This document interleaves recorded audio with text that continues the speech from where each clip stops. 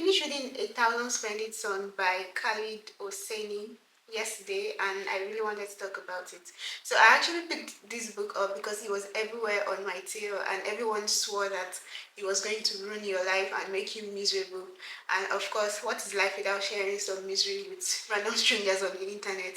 So that was why I picked it up. Nothing, absolutely nothing prepared me for the trauma, the trigger warnings, and the way the story was just going to go and how heavy the story is. And honestly, if you're going to read this book, I'm just saying this so that you're prepared ahead of time, because at some point I had to drop it because of how heavy it felt in my heart. And this is such a great book, but it's quite heavy as well. The story is basically about two women, Layla and Miriam. It started off with Miriam, who was a 15-year-old girl with big dreams. She was born out of wedlock, and she had big dreams. She wanted to study. She had a father who aptly recognized her, for the lack of better words. He didn't want her to be part of his family, but he also loved her enough to show up maybe once or twice weekly. But she loved her father so much, and even though her mother tried to warn her so many times, but she didn't listen. She trusted her father. She left the house to go and find her father, and in the end that changed the trajectory of her life basically. So she was married off to this very old man who took her to a different city, and she had to start her life from there, navigating being a 15-year-old married to a 60-something-year-old man or 50-something-year-old man, I can't remember.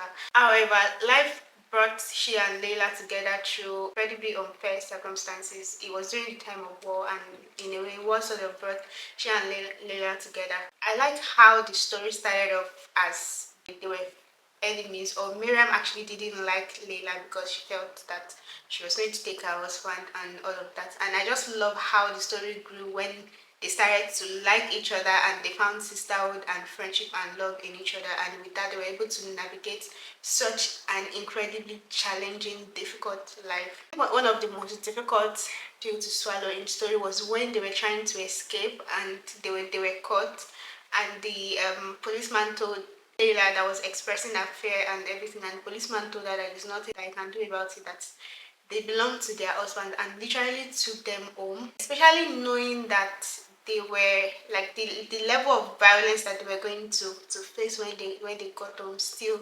And I was just wondering to myself, how wicked can someone be to put those two women who were trying to run for their lives in such difficult situation. And I think the saddest thing about this is that this is the reality of so many women in a country like Afghanistan, and I feel like we don't talk about it enough, and maybe a lot of people don't have enough exposure to it, because some of these things you see them on social media, you hear it on the news, how Afghanistan has banned women from education and all those things, but I don't think it actually really sits in, or just something that you see on social media and you just scroll past it. But reading this book sort of put those things into perspective for me. But I was happy for how things worked out for Layla, but for Miriam, I hated that her story ended that way. It was such a sad way for someone's life to have gone in that direction. I just wish that things were better for her. Looking back again, this is what is happening. Like, this is happening in everyday life, and it's just really sad. And honestly, my heart just goes out to every girl out there, every girl who has big dreams but is faced with incredibly difficult circumstances, and the adults in their lives are so irresponsible as well.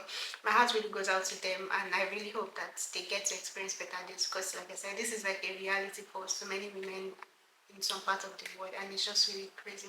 And honestly, it's such a sad book, and a heavy one at that. The level of violence, wickedness they had to deal with from their husband, it was insane. Yeah, this book is one of those books that really stays with you. I remember after I finished reading it yesterday night, I finished reading that midnight, and I just stared at the ceiling for another 1 hour. I think this is going to be one of my favorite books, and also my first 5-star reading, by the way.